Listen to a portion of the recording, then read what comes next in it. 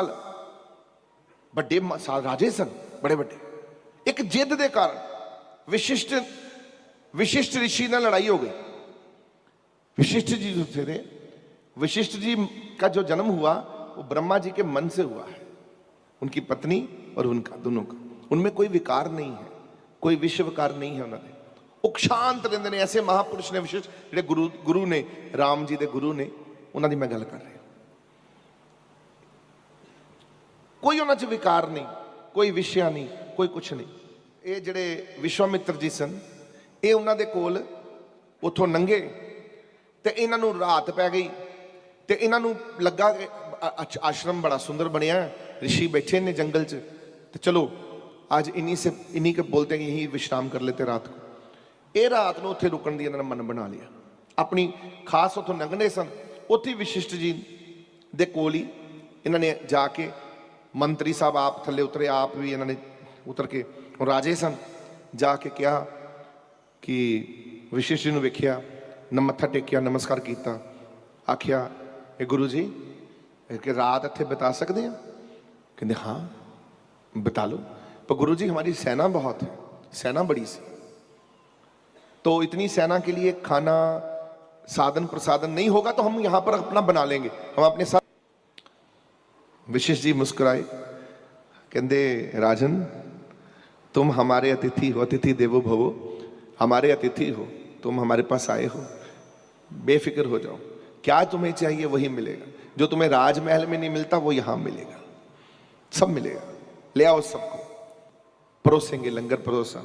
पहले बोला स्नान कर लो, वहां नदियां थी, जब महापुरुष रहते वहां नदियां होती थी, नदियों में सबने स्नान किया और नए वस्त्र अब धारण करने थे, क्योंकि ऋषि आश्रम में आना था तो वस्त्र बदलने थे।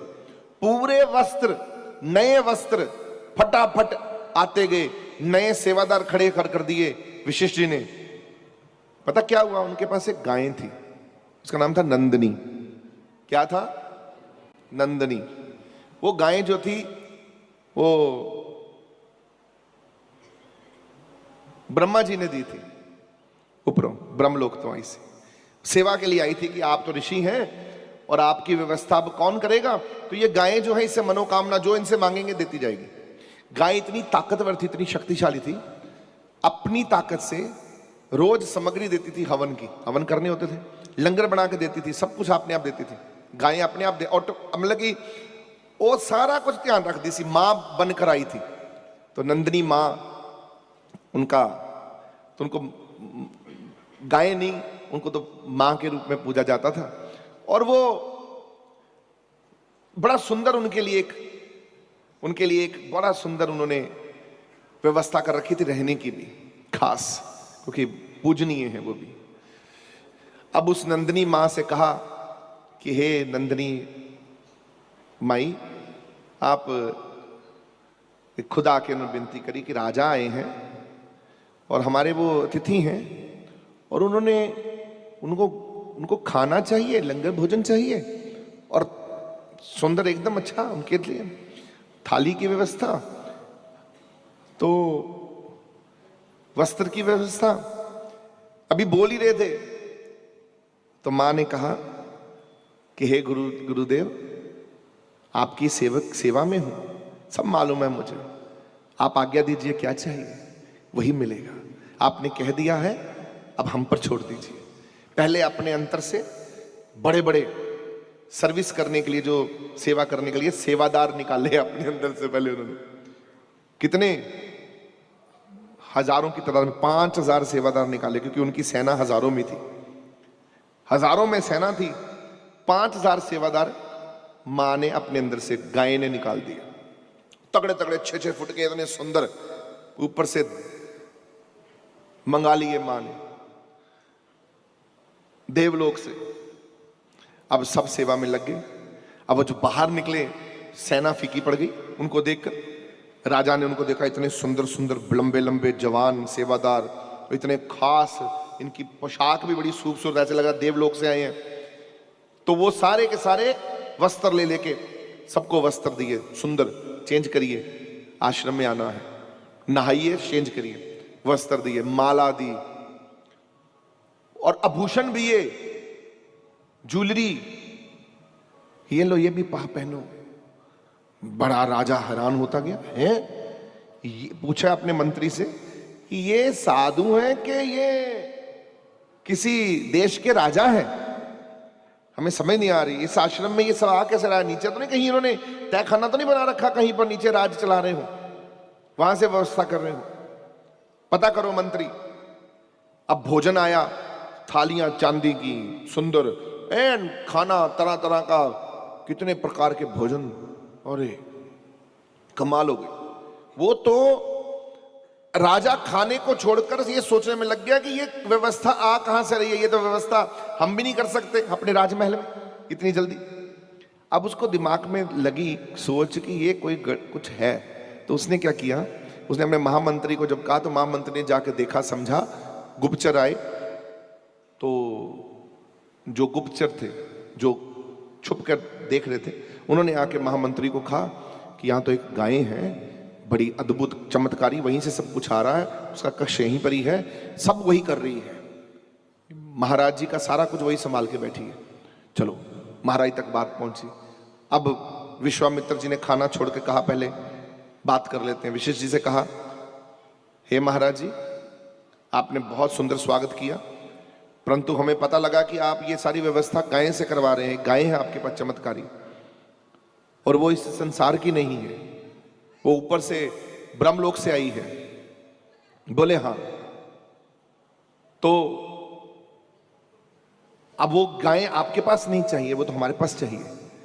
वो आपके पास नहीं होनी चाहिए, वो तो मेरे पास होनी चाहिए। अब मैं आपकी गाय लेके जाने वाला हूं, आप उस गाय को खोल दीजिए। यहां से लड़ाई शुरू हुई, एक राजा की, एक साधु की। अब साधु ने कहा, महाराज वशिष्ठ जी ने कहा, देखिए वो गाय हमको ब्रह्मा जी ने दी है, हम आगे नहीं दे सकते, आप हमसे कुछ और ले लीजिए। वो नहीं दे सकते, वो तो हमारे प्रभु ने हमको दी है, सबरी व्यवस्था करती है, तो हम नहीं, उनकी कृपा आशीर्वाद है।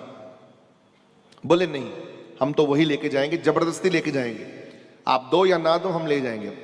अपने बोला सेना से, सेनापति से, तो सबको बोला चलो भाई खड़े हो जाओ, घेर लो सब और ले आओ उसको बाहर। अब वो जब उसको पकड़ के बाहर लाने लगे नंदिनी जी को, अब वो गाय का जब रस्सी खोली और खींचा, वो आ नहीं रही थी, तो उनको कोड़े से मारना शुरू कर दिया, कोड़े से।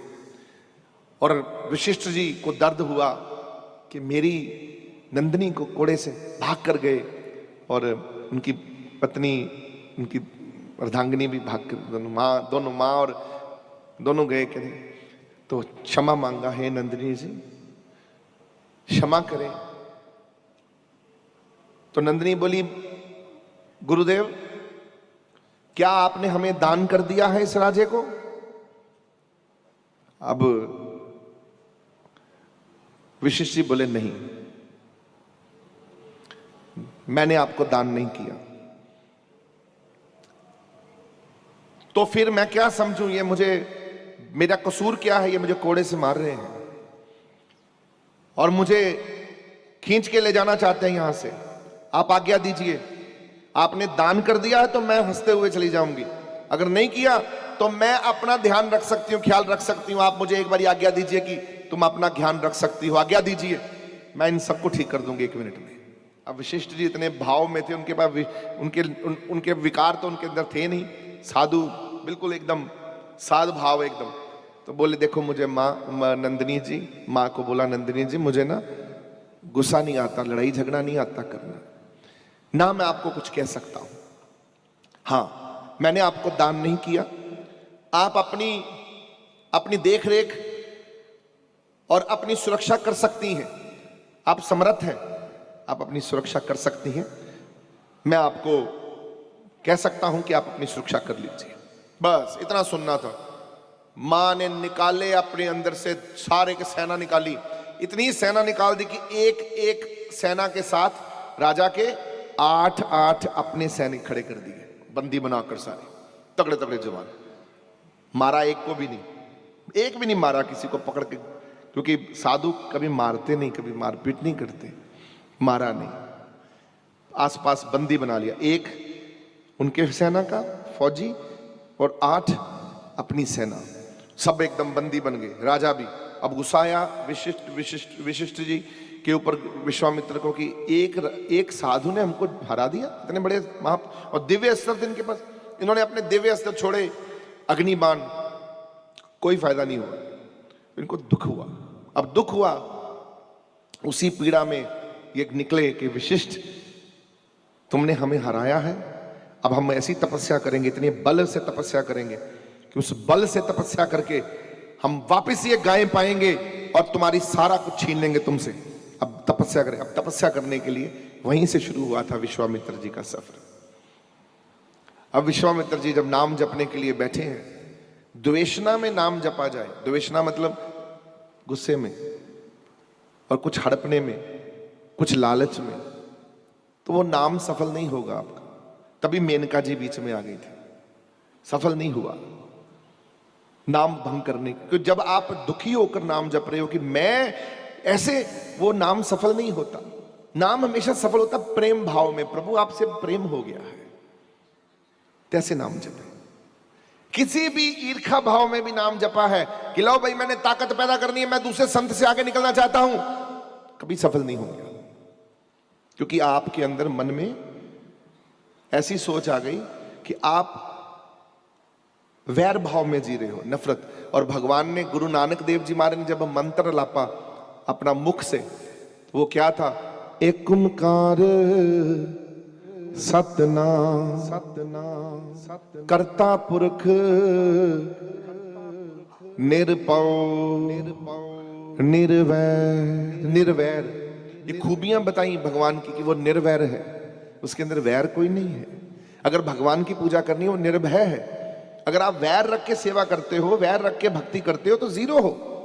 करते रहिए, कोई सफल होगी नहीं। 40 साल भक्ति करो, 50 साल भक्ति करो, भगवान ने सफल ही नहीं करना। आपके हृदय में केवल भगवान का प्रेम होना चाहिए, जैसे अभी प्रेम लेकर बैठे हैं। प्रभु प्रीति है, प्रेम है, आपके बिना हम, बोलो, ये संस्कार है जो पैदा करना है।